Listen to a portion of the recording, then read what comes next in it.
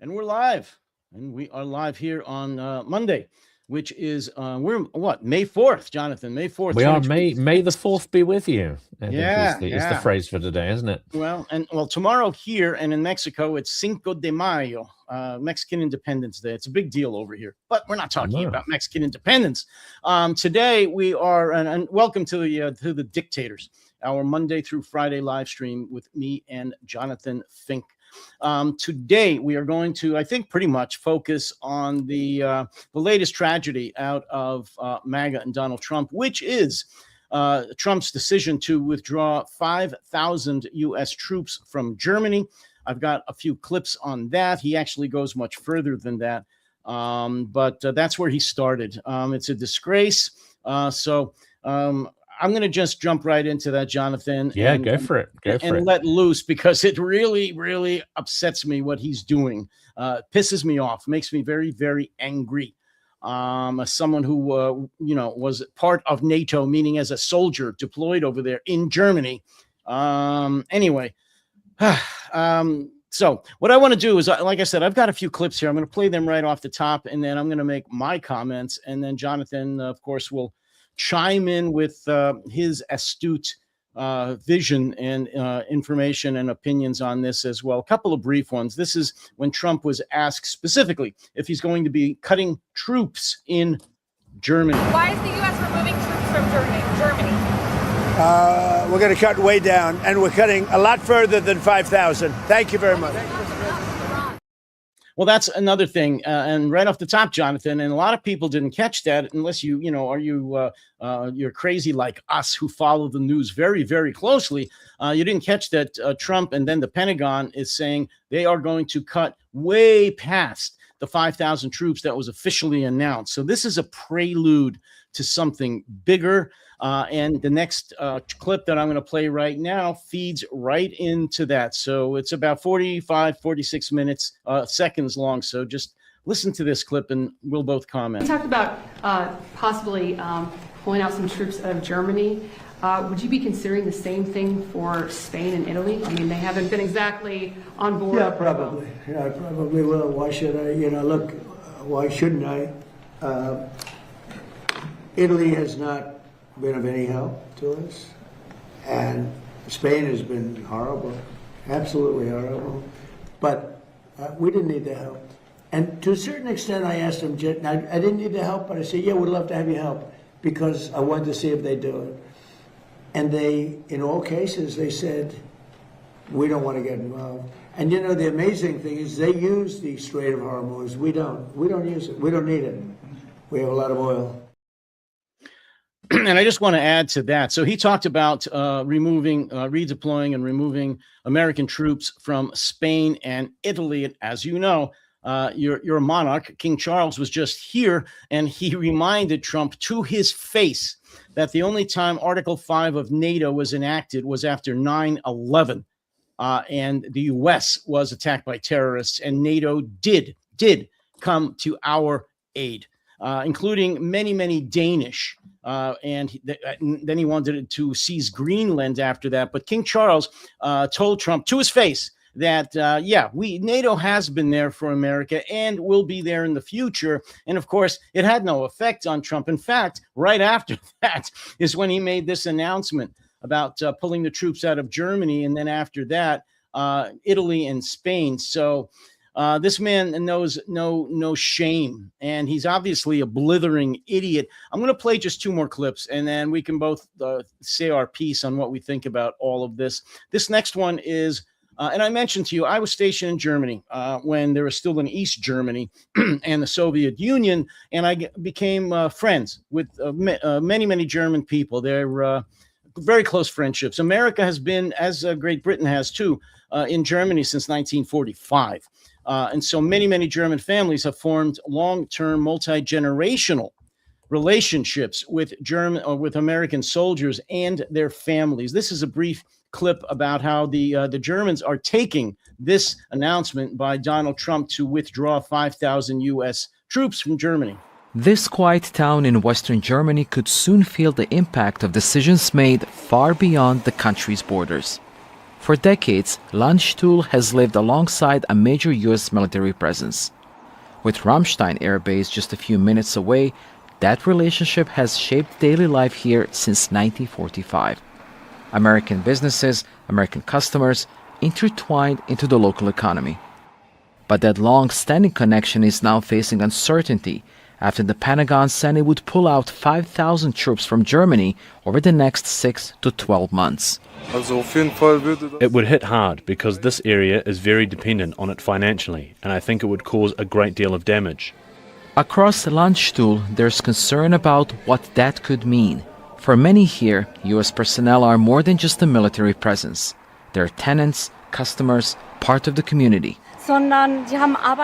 They provided jobs, they rented houses and flats. I know from my family that this has also enabled many people to pay off their mortgages. Ramstein is the largest US airbase in Europe. More than 36,000 American personnel are stationed across Germany, spread across multiple military hubs. Now, this planned reduction would bring numbers closer to what they were before Russia invaded Ukraine in 2022. It's the clearest sign yet of Washington scaling back its footprint in Europe. And for towns like Landstuhl, the impact could be felt not just on the base, but across the entire community. Axel Zaimovic, Al Jazeera. And as I said, and I know you're going to echo this, I believe, Jonathan, this is a prelude. These are the beginning actions to Donald Trump totally withdrawing America from NATO. And I have one last brief clip which tells about how legally Donald Trump is not allowed to do that. But as everyone knows, the laws don't apply to Donald Trump. He doesn't. It's not going to stop him. Yeah. Not going to stop not him. Going to stop him. This is what We're the very deal is. disappointed with NATO because NATO has done absolutely nothing.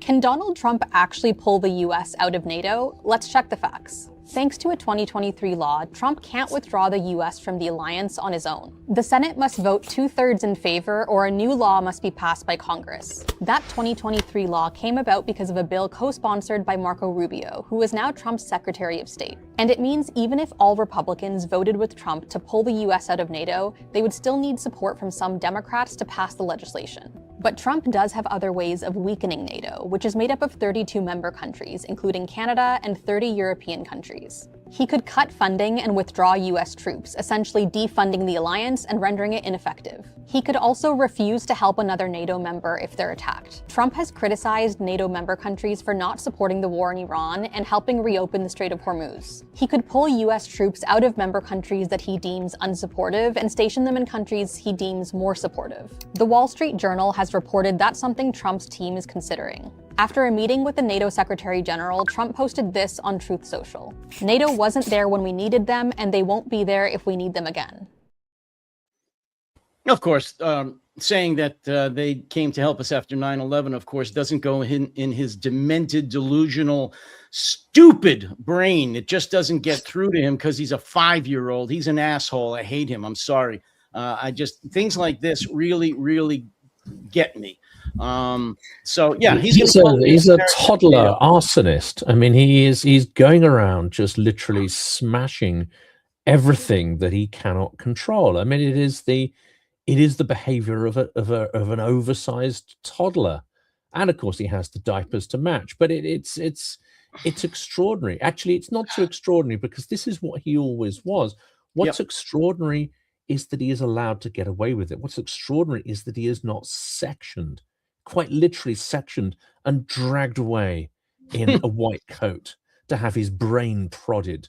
I mean, they can't really prod it because it's probably mostly mush by now. But that's a remarkable thing that you have people kowtowing to him. You have people like Rubio who've done a 360 on everything they once believed. The irony that it was Rubio who passed this, and he is now forcing through a US exit of NATO.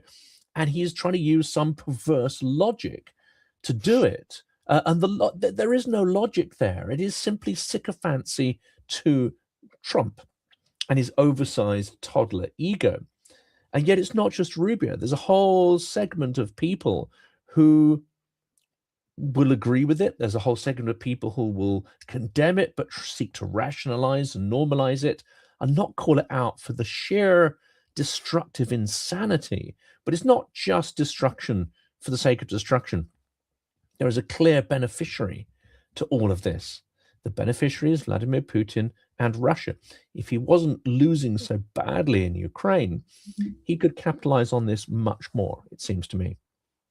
Absolutely. And again, there's been so many articles written recently and appropriately about whether or not Donald Trump is an agent of Russia. And as I've said from the beginning, it really doesn't matter, because you can check all the boxes of what an actual apparatchik, an agent, someone under the control of the Kremlin would do. And Trump checks all those boxes. So whether or not they've got compromise on him, whether or not they're blackmailing him, it just doesn't matter.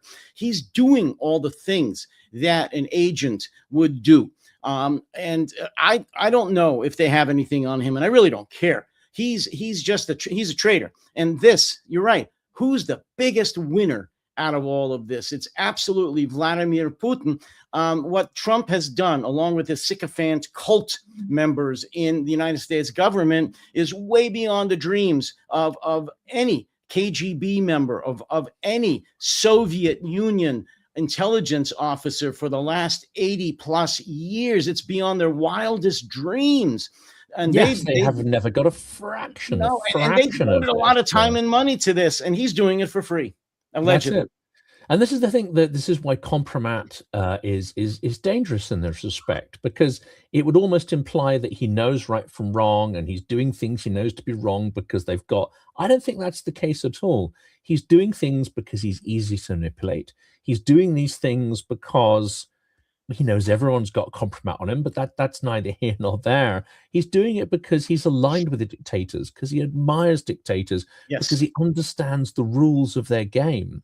The rules of their game make sense to him, whereas the rules of democracy don't. And it's now abundantly clear that that's the case. He does not tolerate anyone debating him. He does not tolerate anyone putting alternative point of view to his, if they can make sense of his point of view. He is a dictator, a toddler dictator by his very character, incapable of engaging in dialogue and discussion. He's too intellectually challenged to be able to do that in any case with people who are actual experts. So he surrounds himself with bozos, or with people who might have once had some expertise but very effectively hide it so they can kowtow down to him and say the right things to sort of kiss his butt. This is the remarkable thing, that no one is stopping him. And my question is, well, when do they stop him? Do they stop him when he essentially pulls the US in such a direction that it's no longer functionally in NATO? Do they stop him when he's deconstructed American power in Europe, limiting his ability to project force around the world?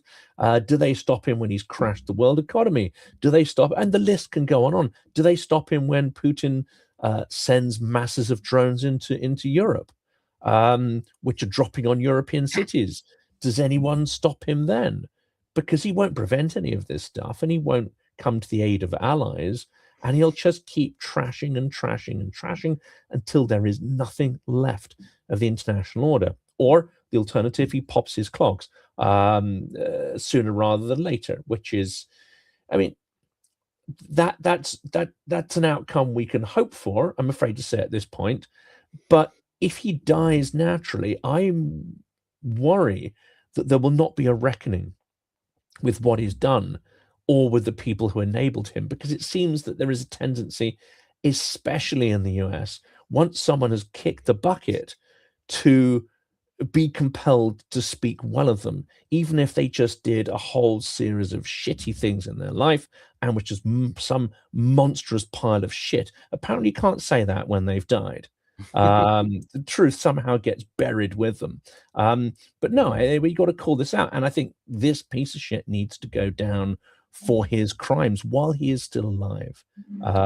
Otherwise it'll be difficult.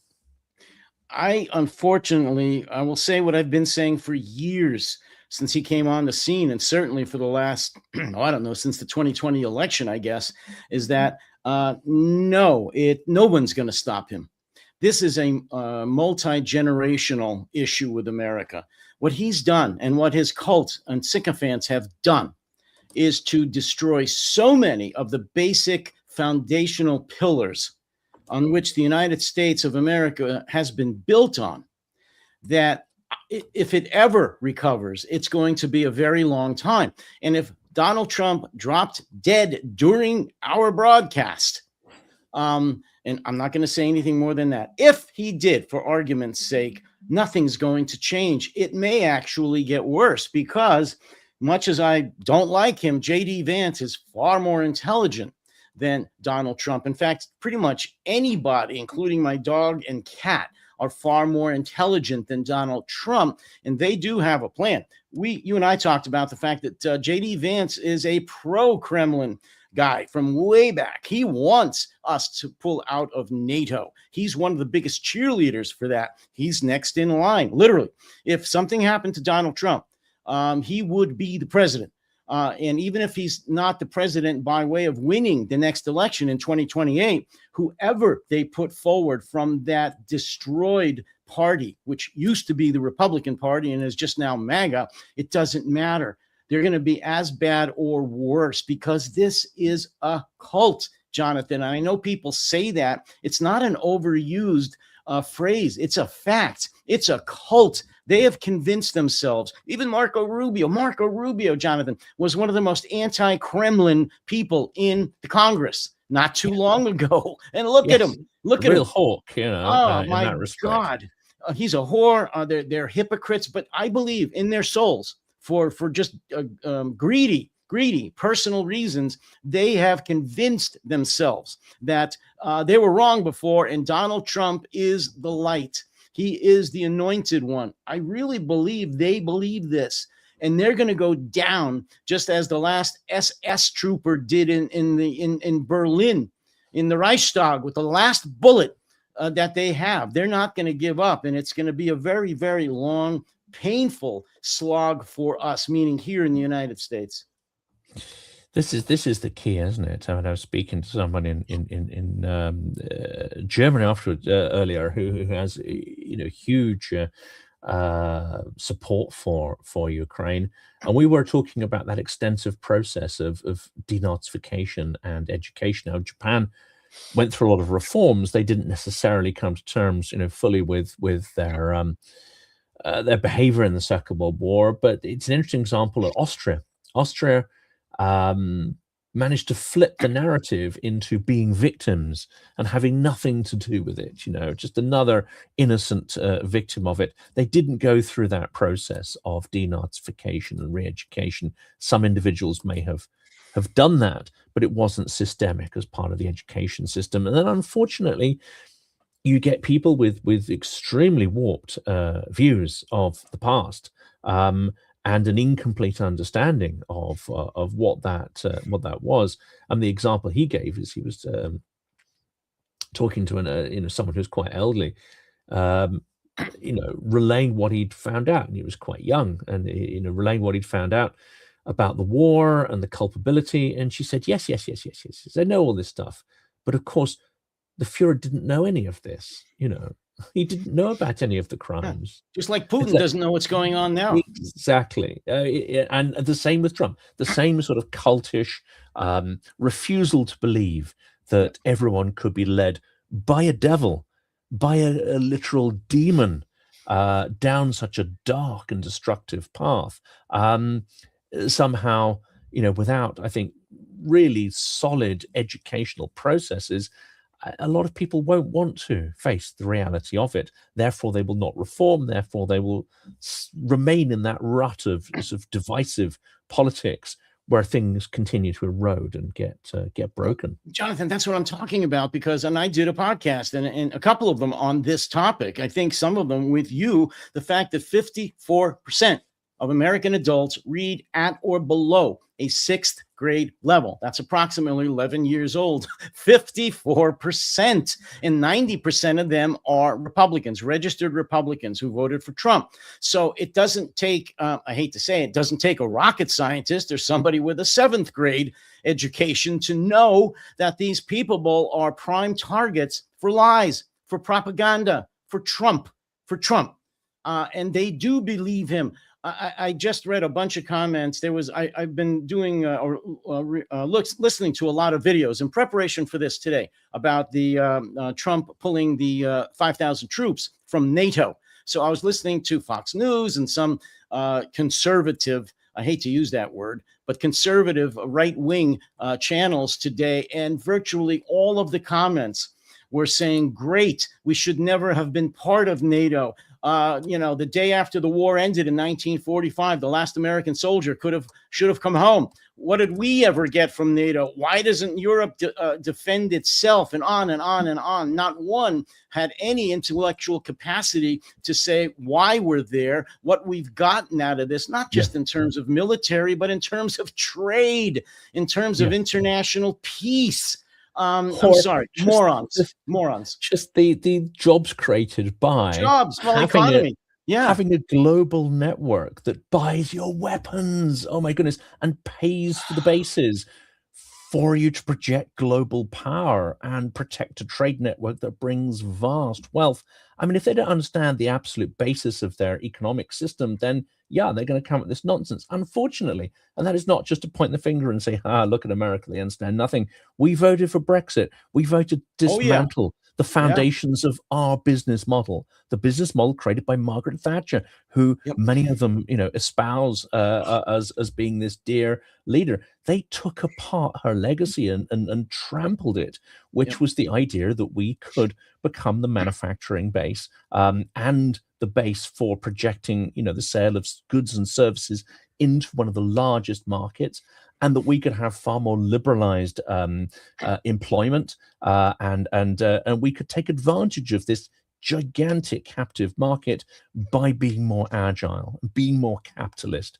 And it worked tremendously well. You then give votes to idiots. You then fail to explain to them why they're shooting themselves in the foot, and you get the kind of trouble that we are in now. And unfortunately, we have a complicit media who has singularly failed to explain, even when the media understands, even when they understand what truth and fiction are, when lies and reality are, they refuse to actually continue to push the hard thing, which is the reality and the truth, and they appease the large segment of people who just want their opinions cosseted and their egos flattered.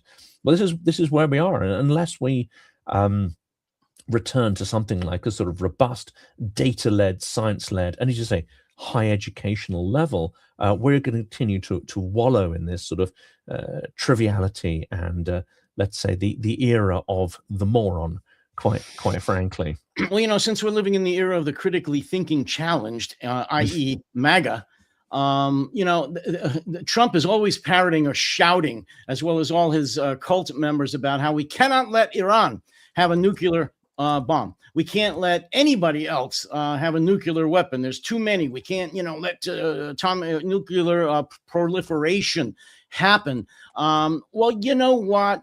If they're demanding that Germany and all of Europe now defend itself 100% and America pulls out, guess what they're doing? Mm-hmm. They are forcing them to develop nuclear weapons, atomic weapons, because they were under the American umbrella. And France ain't going to be able to protect them all. Sorry, they do have nuclear weapons, but not enough. So they talk out of both sides of their you-know-what. They don't even realize, well, if we pull out, they're going to be forced to do that. They're going to be forced to develop their own nuclear weapons. And then what are we going to say? Are we going to bomb them like we are Iran so they don't have an atomic bomb? I mean, of course, they don't think that far because they're just parroting what Trump is saying. But it all comes down to their 6th grade or less education. This is exactly right. But it also makes them open for manipulation, which I think is a big part here. Because let's go back to Trump's conversation. He is being guided, I believe, in a direction. How conscious he is of that direction, or whether he simply doesn't care, I think will be the open question, far more so than Compromat.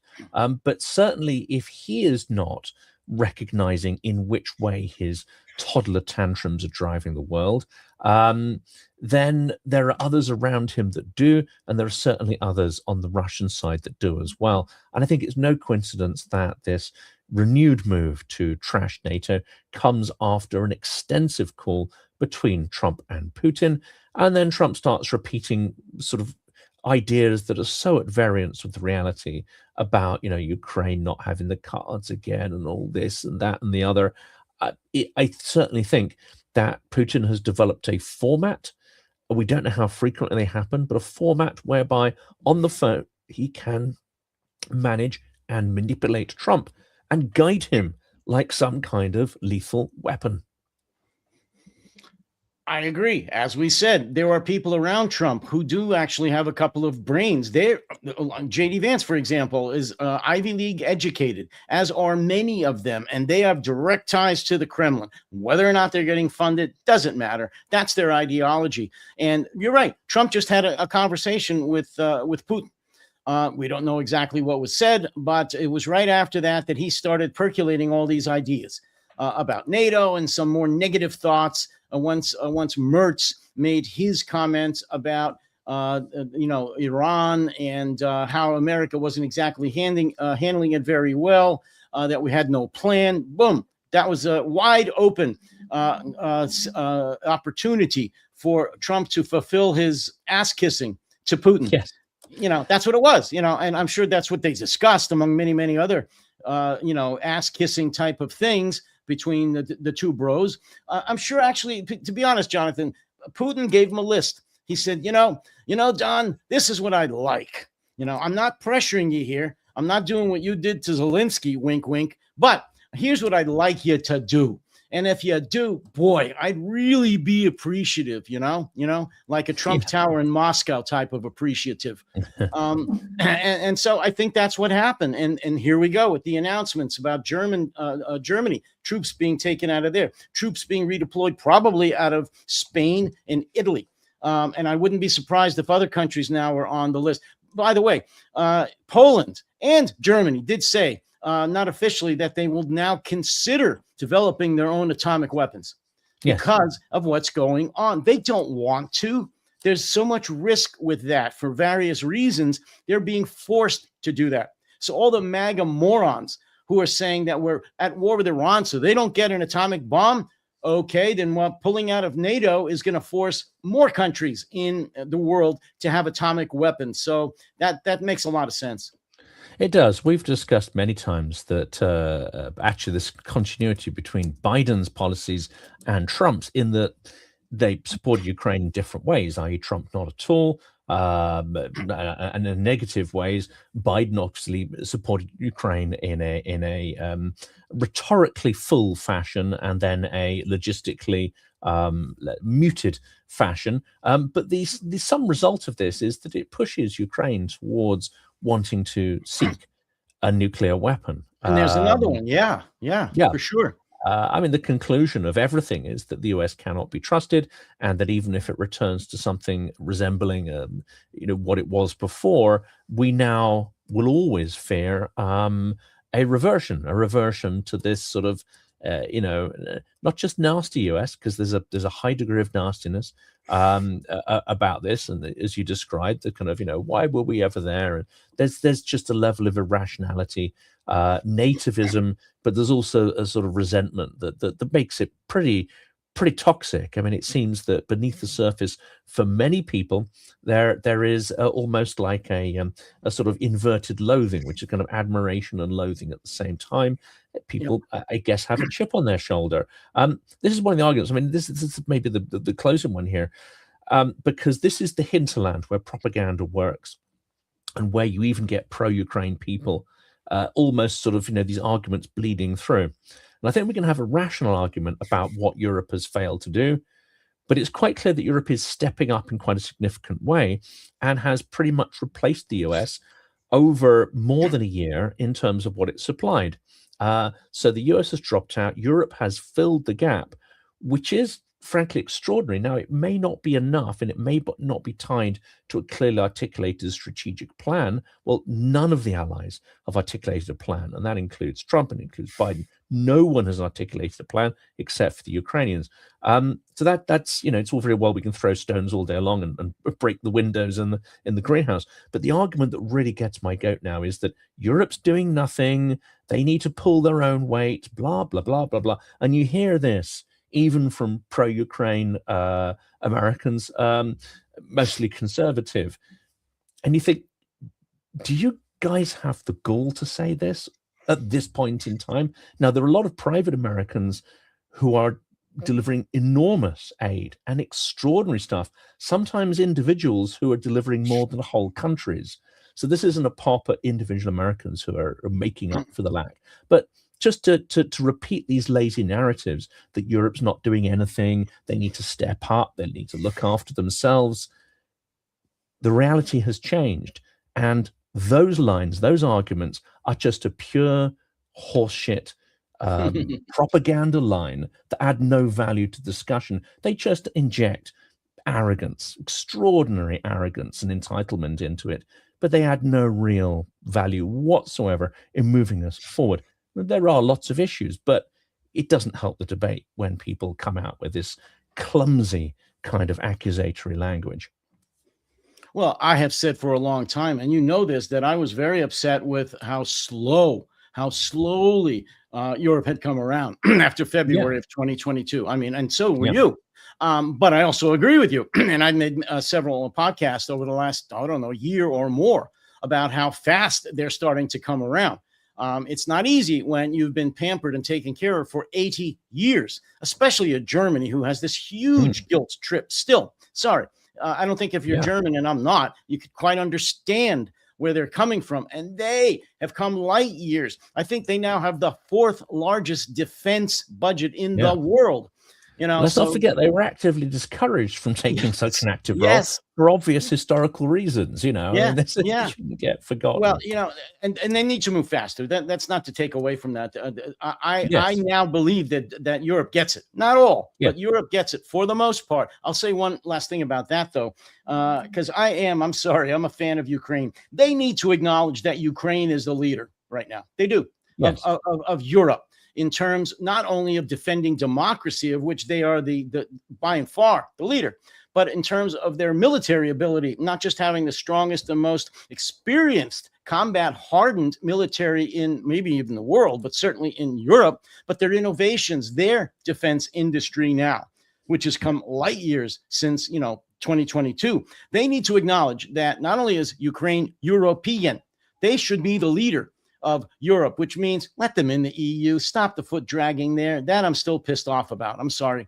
They need to do what they need to do to get Ukraine into the EU. And I'm going to say this, also into NATO. I know they've got problems with corruption. So do we. Oh my God, Trump's our president.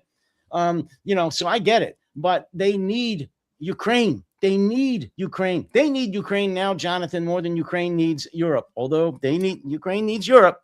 But for many, many reasons, leadership, military innovation, the defense industry, the defense of democracy, just their morals and their strength, they need Ukraine. So I think bravo to Europe. I think they are now getting it. They're going to do what they need to do. They are saying, U.S., okay, get away. They are now facing the reality of a NATO without American support. They now need to fill that gap with Ukraine.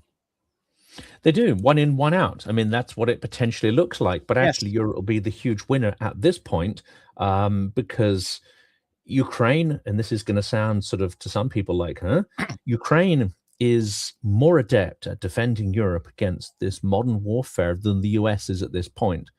It has the troops with the experience. It has the willingness. This is the other key thing, the willingness to take extraordinary loss and extraordinary trauma and keep fighting because they have the motivation to do so. But they now also have the technology, the electronic warfare, and the large-scale structures, systems, and training to be able to deploy it. Europe is far better defended by Ukraine than the US at this point in time. And if we acknowledge that, then things become simple simpler and not so scary, but it means fully integrating Ukraine into the European defensive space. It means fortifying our space against Russian informational and political destabilization. It also means merging our joint security airspace, which implies that if Ukraine is preventing Russian drones from hitting Europe, and I think that scenario is almost upon us, then is incumbent on us to use our air power to defend Ukraine's airspace. This is something we should have done from the very first week. Yep. But I think that cannot be kicked down the road any further. And I hope our politicians have they started to get the courage to rearm. Have they got the courage to use those armaments without limitations, excuse me, to defend Europe? That's the big question that is as yet unanswered. I think all the last, and I'll close on this, Jonathan, all the last administrative and political and military barriers to fully integrating Ukraine into the EU and NATO need to stop right now. Whatever they need to do, and they can do it if they truly want to, and that means closing Ukrainian airspace so to protect against Russian attacks, and it means bringing Ukraine into the European fold, integrating them into the EU, integrating them into NATO, and using all of Ukraine's hard-earned expertise, because they need it. Europe needs it right now. The advent of full-fledged drone attacks on Europe, not just in the East, but anywhere in Europe is upon us, and they need to acknowledge that. I'm talking about NATO and the EU right away. I know you've got to go. I just want to say one last thing before we go. As always, I'd like folks to take a look at my channel and become a subscriber. Need your support, folks. My channel is the No Delusion Zone here on YouTube. Please become a subscriber there. I can use all the help that I can get. I also have a Patreon account. And so if you go there, you'll see my smiling face, or smirking, depending on how you look at it. And I would love for you to help me out and be a supporter on Patreon as well. And one last thing, I've also got, like Jonathan does, a Buy Me a Coffee page. You can go and buy me a coffee. I'll drink it and also take the money that you send me to buy me a coffee. You can become a free trial member. You can support me at $5 a month to start out with, and that again is Buy Me a Coffee. Lastly, put your old phone up to the screen here, or when you go to Buy Me a Coffee at No Delusion Zone, or Buy Me a Coffee / No Delusion Zone, and this QR code will allow you to become a supporter of No Delusion Zone. I can use it. Really, really appreciate it. And that's it for me. Jonathan, you have the last word. Yeah, no, I think we are reaching, in the episode I just put so live on the Silicon Curtain channel, we're reaching a tipping point on many, many levels. Whether our leaders fully wake up or not, there's going to come a crunch point at some point soon. I think in future episodes, we can talk about something else, which I've been saying since 2022. And finally, some analysts are catching up. I saw an article produced on just this subject, which is that Russia's next dictator is not going to be an ultra-nationalist. It is going to be a liberal puppet run by the intelligence services and the oligarchs to try to fool the West yet again into letting them off the hook. So as we approach what is potentially the end of Putin, it may or may not mean the end of the war, but it could also mean another phase of danger where Russia once again slip out of the courtroom of history and once again don't have to pay for their extraordinary criminality. Not the first time that's happened. Something to explore, the downfall of Putin and what comes next in future episodes. For today, thank you to everyone and for our lovely moderators in coming out on a holiday in the UK to help to police the comments and join in with insights. Absolutely. Thank you all for joining us today, as Jonathan said. And I believe we're going to be back here at the same time, which is 10 o'clock Eastern time and 3 p.m. UK time tomorrow, as we try to do every weekday. So again, all of you who joined us today, thank you very much. You all take care, stay safe, and stay sane.